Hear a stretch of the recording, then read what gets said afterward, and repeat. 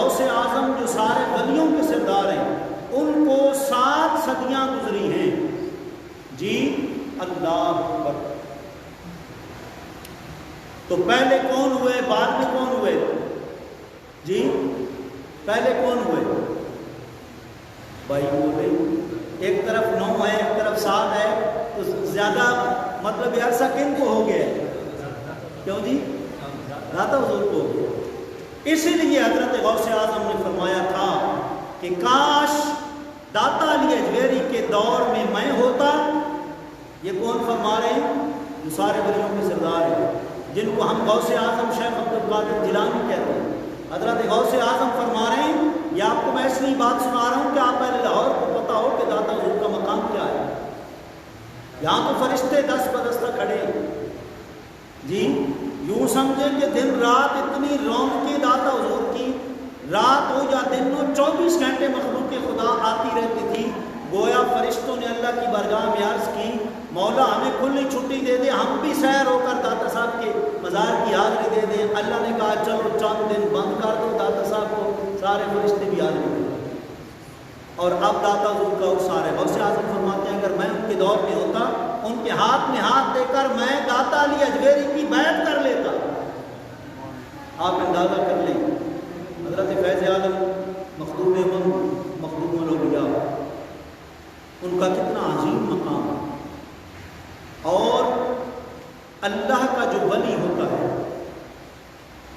مقام ولایت پر جب وہ فیض ہو جاتا ہے تو دن ہو یا رات ہر لمحہ اس کی توجہ اللہ رب العزت کی ذات کی طرف رہتی ہے۔ پھر جب بار بار توجہ اللہ کی ذات کی طرف رہتی ہے، وہ پھر اللہ اپنی نظر میں اپنے ولی کو رکھ دیتا ہے۔ پھر وہ اگر راتیں پہاڑوں میں گزارتے ہیں تو انہیں ڈر نہیں لگتا۔ جہاں دن کو لوگ جاتے ہوئے ڈرتے ہیں، وہاں وہ پوری پوری راتیں سجدے میں گزار دیتے ہیں۔ اور اللہ فرماتا ہے والذین یبیتون لربہم سجدا وقیاما، میرے رب کے کچھ بندے وہ ہیں میری راتیں ختم ہو جاتی ہیں، ان کے سجدے اور قیام ختم نہیں ہوتے۔ جی پھر بندہ کہتا جی کہ عرس منانا چاہیے کہ نہیں؟ بھائی عرس کیا ہے؟ اللہ والوں کی یاد ہے، ان کے آستانوں پر تلاوتیں ہوتی ہیں، نعتیں ہوتی ہیں، قرآن پڑھا جاتا ہے، حدیث پاک پڑھی جاتی ہے۔ اللہ خود فرماتا ہے فاذکرونی اذکرکم، تم میرا ذکر کرو۔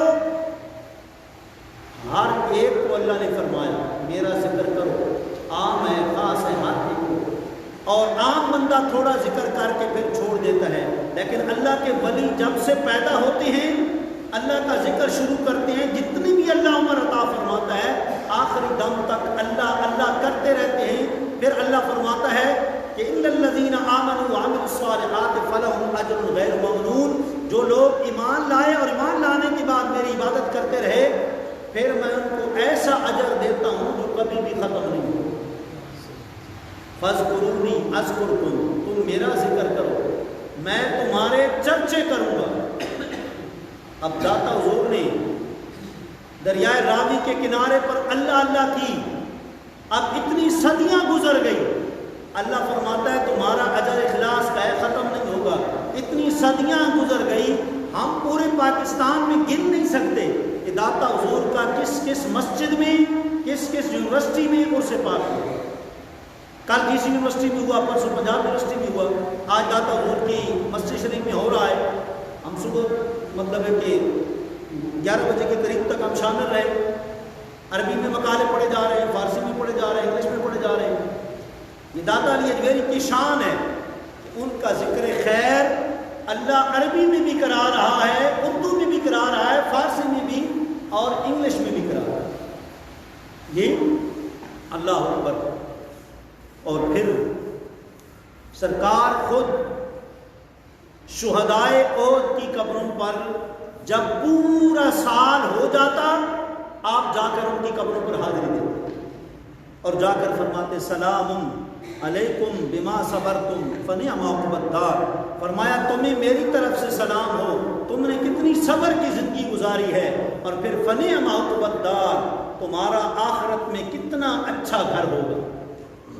ہر سال بخاری کی یہ روایت ہے، حضور ہر سال جب پورا ہوتا تھا شہدائے احد کی قبروں پر حاضری دیتے تھے۔ ہم بھی سال جب پورا ہوتا ہے اللہ والوں کی قبر پر حاضری بھی دیتے ہیں، اور اللہ کا حکم ہے کیا وہ میری یاد کرتے رہے، اب ان کی یاد میں قیامت تک جاری ساری ہوں۔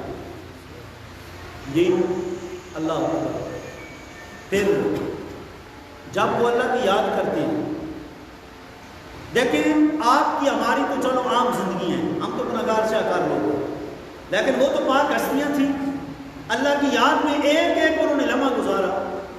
جی تو پھر ذہن میں بات آتی ہے نا کہ جب وہ اللہ اللہ کرتے تھے، نیک زندگی گزارتے تھے، تو پھر اچھا نہیں تھا ہمارے ناقص عقل کے مطابق اللہ ان کو موت دیتا ہی نہ؟ کیوں بھائی؟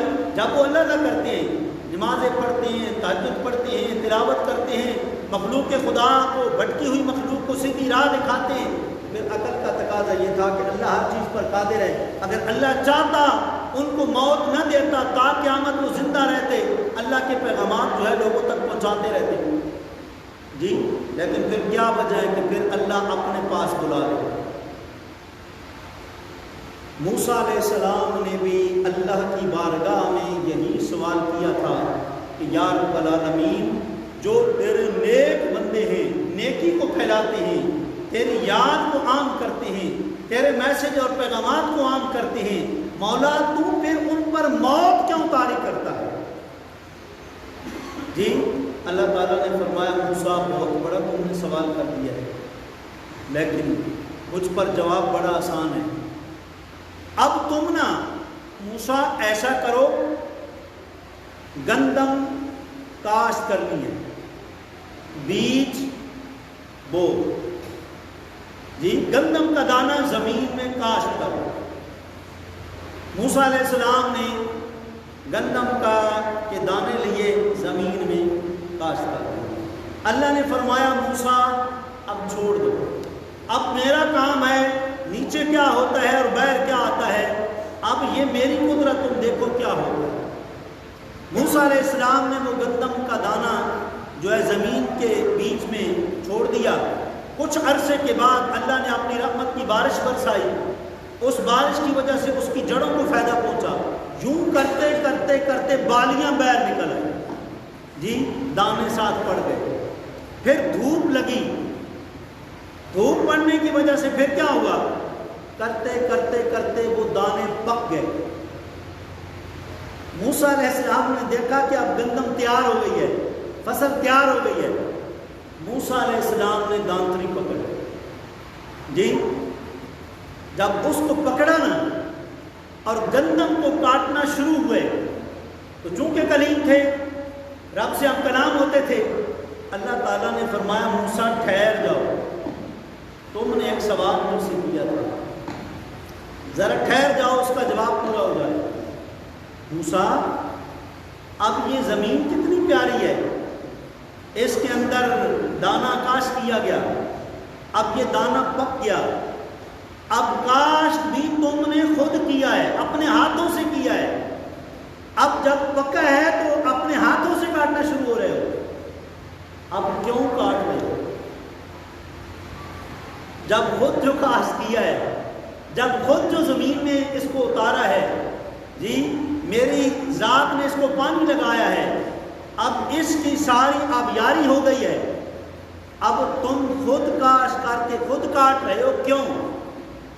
موسیٰ علیہ السلام نے جواب دیا یا رب العالمین، اب اس کا زمین میں رہنا بہتر نہیں، اب اس کا کٹ جانا بہتر ہے، اس کے کٹ جانے سے ہمیں لوگوں کو فائدہ ہوگا۔ فرمایا بس موسیٰ تمہارے سوال کا جواب آ گیا، تم نے یہی سوال کیا تھا نا کہ اللہ کے نیک بندے جب نیکیاں کرتے ہیں، ساری زندگی اللہ اللہ کرتے ہیں، پھر اللہ ان پر موت کیوں طاری کرتا ہے، پھر اپنے پاس کیوں بلاتا ہے؟ فرمایا جب تک ان کا دنیا میں رہنا بہتر ہوتا ہے، دنیا والوں کو جب تک فیض پہنچاتے رہتے ہیں، اللہ انہیں زندگی دیتا ہے، اور جب دنیا سے ان کا جانا بہتر ہوتا ہے، اللہ پھر موت طاری کر دیتا ہے اور اپنی بارگاہ میں بلاتا ہے۔ جی اور ذہن میں رکھیں، اللہ کا ولی جب دنیا سے چلا جائے، اب یہ نہیں کہ کچھ نہیں کر سکتے، سب کچھ کر سکتے ہیں، لیکن ایک شرط ہے، خود بخود نہیں، اللہ کی اذن سے، اللہ کی عطا سے، اللہ کی اجازت سے، اللہ کے دیے ہوئے فیض سے سب کچھ کر سکتے ہیں۔ اور حضرت شاہ ولی اللہ محدث دہلوی رحمۃ اللہ تعالیٰ علیہ البلاغ المبین کے اندر آپ لکھتے ہیں، آپ فرماتے ہیں اللہ کا جو بھی کامل عارف بندہ ہے، جو بھی اللہ کا نیک بندہ ہے، جس نے زندگی اللہ کی یاد میں گزاری ہے، فرمایا وہ دنیا میں مخلوق کے خدا کی حاجتیں پوری کرتا ہے، اور یہ ہم نہیں کہتے ہیں، خود حدیث پاک شاید ہے، ان للہ عبادا جی اختص لحوائج الناس، فرمایا اللہ کے کچھ خاص بندے ہیں، جب وہ اللہ کی عبادت کر کر کے اللہ کا قرب حاصل کر لیتے ہیں، اللہ پھر انہیں لوگوں کی حاجتوں کے لیے خاص کر لیتے ہیں۔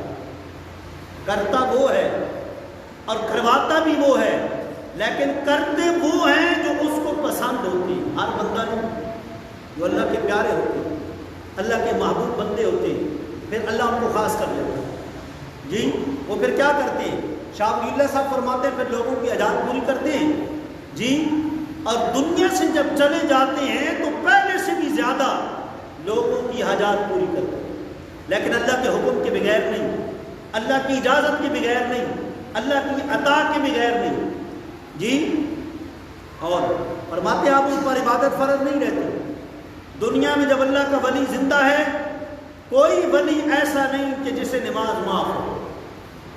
ولی ہوتا ہی وہ ہے کہ صرف فرض نماز نہ پڑھے، نفل پڑھ پڑھ کے بھی راتیں گزار دیتا ہے۔ اس لیے تو اللہ اسے اعلیٰ مقام دیتا ہے اور ہر ایک سے اعلیٰ رتبہ عطا کرتا ہے، اس کی یاد کو قیامت تک رکھتا ہے، کیونکہ موتو قبل ان تموتو، وہ اپنے آپ کو مرنے سے پہلے ہی مار دیتے ہیں، یعنی اپنا نفس ہمارا مار دیتے ہیں اور اللہ کی یاد میں مستغرق ہو جاتے ہیں جی۔ پھر جب وہ اپنا نفس ہمارا مار لیتے ہیں، اللہ تعالیٰ پھر انہیں اپنا بنا دیتا ہے جی۔ اور پھر فرماتا ہے جب وہ فرائض ادا کرنے کے بعد، فرائض ادا کرنے کے بعد، اللہ کا کوئی ولی ایسا نہیں جو نماز کا تارک ہو۔ جو نماز کا تارک ہے وہ شیطان کا دوست ہو سکتا ہے، رحمان کا دوست نہیں۔ اللہ کے ولیوں کی پاکیزہ زندگی ہے۔ فرض نماز چھوڑنا تو دور کی بات، وہ تو تہجد اور رات کا قیام نہیں چھوڑتے، جس وقت ساری کیا کہتے ہیں کہ مخلوق خدا سارے محلے والے سوئے ہوتے ہیں، اللہ کا جو ولی ہوتا ہے اللہ اسے آدھی رات اٹھا دیتا ہے اور کہتا ہے کہ آپ مجھ سے باتیں کرو، میری بارگاہ میں سجدہ ریزی کرو جی۔ اللہ کا ولی، اور یہ بخاری کی روایت ہے، یتقرب الی عبدی بالنوافل، فرمایا میرا بندہ وہ ہے جو فرائض ادا کر کے، فرائض میں کوئی ناغہ نہیں کرتا، فرائض کی ادائیگی کے بعد نوافل اتنے پڑھتا ہے، اتنی کثرت سے نوافل پڑھتا ہے یہاں تک کہ وہ میرا محبوب بندہ بن جائے۔ قلت سمعہ الذی یسمع بہ وبصرہ الذی یبصر بہ ورجلہ الذی یمشی بہ، فرمایا جب وہ فرائض کے بعد نوافل کے ذریعے میرا قرب حاصل کر لیتا ہے، میں اس کے کان بن جاتا ہوں جس سے وہ سنتا ہے، میں اس کے پاؤں بن جاتا ہوں جس سے وہ چلتا ہے، میں اس کی آنکھیں بن جاتا ہوں جس سے وہ دیکھتا ہے۔ ذرا قابل غور بات ہے، آپ ہم محتاج ہیں، ہاتھ کے بھی محتاج ہیں، پاؤں کی بھی محتاج ہیں، آنکھوں کی بھی محتاج ہیں، لیکن ہمارا رب وہ خالق کل شے ہے، ہر چیز کو پیدا کرتا ہے، وہ کسی چیز کا بھی محتاج نہیں ہے، نہ وہ ہاتھوں کا محتاج ہے، نہ وہ آنکھوں کا محتاج ہے، نہ وہ پاؤں کا محتاج ہے۔ پھر اس حدیث پاک کا مطلب کیا ہے؟ علامہ ابن حجر اسقلانی بخاری کی شرح فتح الباری کے اندر لکھتے ہیں، آپ فرماتے ہیں اس حدیث قدسی کا مطلب یہ ہے، اللہ تعالیٰ فرماتا ہے جب میرا بندہ مجھے منا لیتا ہے، جلوتوں میں، خلوتوں میں، کبھی حجروں میں، کبھی غاروں میں، جب وہ میری یاد کر کر کے مجھے منا لیتا ہے، میں اس کے ہاتھ بن جاتا ہوں جس سے وہ پکڑتا ہے، میں اس کے پاؤں بن جاتا ہوں جس سے وہ چلتا ہے۔ مطلب اس کا یہ ہے کہ بظاہر ہاتھ اس کے ہوتے ہیں، بظاہر پاؤں اس کے ہوتے ہیں، بظاہر آنکھیں اس کے ہوتی ہیں، لیکن میں اپنی طاقتیں اس کے اندر منتقل کرتا ہوں، وہ میری طاقتوں کا مظہر بن جاتا ہے۔ جب مظہر بن جاتا ہے تو پھر سلطان الہند حضرت خواجہ خواجگان حضرت خواجہ معین الدین چشتی اجمیری داتا علی اجمیری کے قدموں میں آتے، پھر وہ یہ نہیں کہتے کہ یہ خدا ہیں، وہ کہتے ہیں گنج بخش فیض عالم مظہر نور خدا، یہ نہیں فرماتے کہ یہ خدا ہے نعوذ باللہ، وہ فرماتے ہیں یہ اللہ کے نور کا مظہر ہے، اللہ نے اپنی طاقتیں ان میں منتقل کی ہیں جی۔ اتقوا فراست المؤمن فإنه ينظر بنور اللہ، سرکار فرماتے ہیں مومن کی فراست سے بچ کے رہو، بظاہر آنکھیں اس کی ہیں لیکن وہ آنکھیں فلمیں نہیں دیکھتی رہی، وہ آنکھیں بھی حیائی نہیں دیکھتی رہی، وہ آنکھیں جب سے کھلی ہیں یا وہ قرآن کے اوپر پڑی ہیں یا حدیث رسول پر پڑی ہیں، پھر وہ غیرت کی نگاہ، ولی کامل کی نگاہ جب اٹھتی ہے، گناہگار بندے کی جو غلاظت دل کی ہوتی ہے ایک نگاہ سے دل کی دنیا کو بدل کے رکھ دے. اس لیے کہا جاتا ہے نگاہ ولی میں وہ تاثیر دیکھی، ہزاروں کی بدلتی ہوئی تقدیر دیکھی. پھر ولی کی نگاہ جب بڑھتی ہے تو دل کی کیفیت بدل جاتی ہے. آخری بات، اولیاء کرام کی جو تعلیمات ہیں ان کو اپنانا، ان کی سیرت کو اپنانا، غور کرنا ہے کہ آخر کیا وجہ ہے. میانی قبرستان میں لا تعداد قبریں ہیں، لیکن وجہ کیا ہے؟ غازی علم دین شہید کا عرس کیوں منایا جاتا ہے؟ داتا حضور میں کہ کیا کہتے ہیں کہ داتا یہ جو جتنا شہر لاہور ہے یہ قطب الارشاد اس کو مجدد الف ثانی نے فرمایا داتا حضور کی وجہ سے. آخر کتنی قبریں ہیں جی؟ میانی قبرستان میں کہاں کہاں قبرستان ہیں جی، انسانوں سے بھری پڑی ہیں. لیکن کیا وجہ ہے؟ داتا حضور جب سے دنیا سے گئے ہیں ان کے عرس ہو رہے ہیں، ان کی یادیں منائی جا رہی ہیں. آخر وہ بھی تو بندے ہی ہیں، لیکن بندے بندے میں فرق ہے. عارف رومی فرماتے ہیں کار پاکا راز کیا خود مگیر، کار پاکا راز خود کیا مگیر، گرچہ باشد در نوشتن شیر و شیر. عارف رومی فرماتے ہیں اللہ کے جو نیک بندے ہیں ان کی شان ہی الگ ہوتی ہے. ان کے کاموں کو اپنے کاموں جیسا نہ سمجھو، اگرچہ لفظ شیر اور شیر لکھنے میں ایک جیسے نظر آتے ہیں. شیر لکھیں گے تو شین یا را، شیر لکھیں گے تو شین یا را جی، لیکن فرق ہے. شیر وہ ہوتا ہے جو جنگل کا بادشاہ ہوتا ہے، اور شیر خار بچہ وہ ہوتا ہے جو ماں کے دودھ کا محتاج ہے. آپ فرماتے ہیں دونوں میں کتنا فرق ہے. فرمایا اسی طرح اللہ کے نیک بندے ہیں جو اللہ کے محبوب بندے ہیں، ان کے سینے روشن ہو جاتے ہیں. اور اللہ پھر فرماتا ہے میں نہ زمینوں میں سمایا نہ آسمانوں میں سمایا، میں اگر سمایا ہوں تو کامل اپنے بندے کے دل میں سما جی. داتا حضور کی جو تعلیمات ہیں ان پر عمل کرنا بڑا ضروری ہے. صرف لنگر کھا کے بات ختم کر لینا یہ کامل انسانوں کا کام نہیں ہے. کامل انسان غور و فکر کرتے ہیں، شعور رکھتے ہیں. آخر کیا وجہ ہے کہ داتا داتا کیوں ہو رہی ہے؟ اس کی اور وجوہات میں سے ایک وجہ یہ ہے کہ داتا حضور نے قرآن و سنت پر عمل کیا. داتا حضور نے کبھی ڈھول بجا کر کسی مزار پر چادر نہیں چڑھائی. داتا حضور نے کبھی بھی جو ہے وہ رزق کی توہین نہیں کی. داتا حضور نے بڑی باادب زندگی قرآن و سنت کا پیکر بن کر داتا حضور نے زندگی گزاری جی. داتا حضور فرماتے ہیں تعلیمات کیا ہیں؟ فرماتے ہیں جب کسی کی رات کو آنکھ کھل جائے نا، اب وہ دو طرح کے بندے ہیں، ایک غافل ہے ایک عاشق ہے. داتا حضور فرماتے ہیں رات آدھی رات کسی کی آنکھ کھل گئی تو دو طرح کی رب کی مخلوق ہے، ایک غافل ہے ایک عاشق ہے. فرمایا غافل تو پینترا بدل کے سو جائے گا، ایک کروٹ سے دوسری کروٹ کی طرف سو جائے گا، لیکن عاشق کہے گا کہ آنکھ ویسے نہیں کھلی. کھولنے والے نے جو آنکھ کھولی ہے کسی مقصد کے لیے کھولی ہے. لہذا عاشق بندہ اٹھ کے وضو کرے گا، رب کی بارگاہ میں سجدے دے جی، کیونکہ رب نے مقصد کے بغیر انسان کو نہیں پیدا کیا. وہ فرماتا ہے وما خلقت الجن والانس الا لیعبدون. فرمایا جن اور انسان کو میں نے اس لیے پیدا کیا ہے تاکہ وہ میری عبادت کریں. میں نے اس لیے پیدا کیا ہے تاکہ وہ میری پہچان حاصل کریں. اس لیے داتا حضور فرماتے ہیں کہ جو بندہ رات کو اٹھ جائے پھر سوئے نہیں اللہ کی عبادت. نمبر 2 فرمایا جو گناہگار بندہ ہے رب کی رحمت سے مایوس نہ ہو. فرمایا توبہ کا دروازہ کھلا ہوا ہے، 2 رکعت نماز توبہ پڑھ کے رو رو کے رب کی بارگاہ میں دعا کرے. فرمایا بچہ جب روتا ہے تو والدہ دودھ پلاتی ہے، جب بندے روتے ہیں توبہ کرتے ہیں تو اللہ کی رحمت پر جوش مارتا ہے. اللہ پھر کرم فرماتا ہے، فضل فرماتا ہے. اس لیے داتا حضور کی جو تعلیمات ہیں ان کو ضرور پڑھیں.